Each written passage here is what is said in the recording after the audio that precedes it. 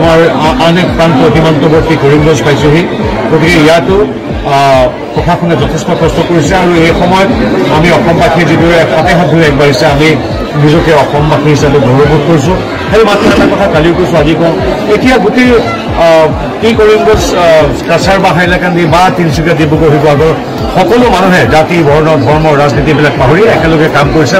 বানাক্ৰান্তক সহায় কৰিবৰ বাবে তাৰ মাজত আকৌ কংগ্ৰেছে এইবিলাক পৰিৱেশ বিনষ্ট কৰিবৰ কাৰণে বেয়া কথা যুক্তিহীন কথা মিছা কথা এইবিলাক কৰি মানে গোটেই পৰিৱেশটো বেয়া কৰি পেলাইছে গতিকে অনুৰোধ আপোনালোকে আমাক গালি পাৰে সমালোচনা কৰে এইবিলাক অন্ততঃ 10 দিনৰ পিছত কৰিব তেতিয়া আমি কাম কৰিছোঁ আপোনালোকৰ যদি একো কাম কৰিবলৈ নাই আপোনালোকে ফটো উঠি আছে উঠি থাকক আমি সেইবিলাকতো বেয়া পোৱা নাই অলপ দিন আপোনালোকে মনোহে কেনেকৈ অসমবাসীয়ে কাম কৰে সেইটো চাওক কাৰণ কি কংগ্ৰেছৰ যিসকল কৰ্মী তেওঁলোকেও নামি পৰিছে আমাৰ হাতে হাতে হাত ধৰি বিজেপি এজিপি কংগ্ৰেছ বুলি কথা নাই তাৰ মাজত কিছুমান মুষ্টিমেয় নেতাই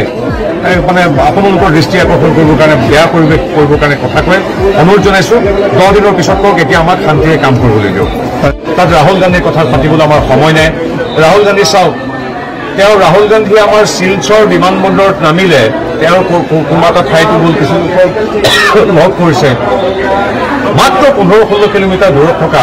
কিমান আমাৰ 6-7টাতকৈ বেছি আছে ৰিলিফ কেম্প ক'ৰবাত এখন টেক্সিও নিদিলে তেওঁ মাত্ৰ 10-15 কিলোমিটাৰ দূৰত বানাক্ৰান্ত গাঁওবিলাক আছে ক'তো তেওঁ নেদেখিলে মাত্ৰ 10 মিনিট লাগিলে তেওঁ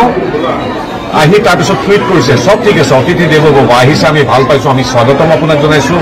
কিন্তু আপুনি টুইট কৰে my heart cries for people of Assam বুলি কিন্তু আপুনি মাত্ৰ 10-15-20 কিলোমিটাৰ দূৰত থকা এই যে বানাক্ৰান্ত মানুহবিলাক তেওঁলোকৰ কাষত থিয় হ'বলৈ আপোনাৰ সময় নহ'ল গতিকে ক্ৰক'ডাইল থিয়েৰ ঘৰিয়ালৰ চকুলো এতিয়া আপোনাৰ কথা পাতি আমি সময় নষ্ট নকৰোঁ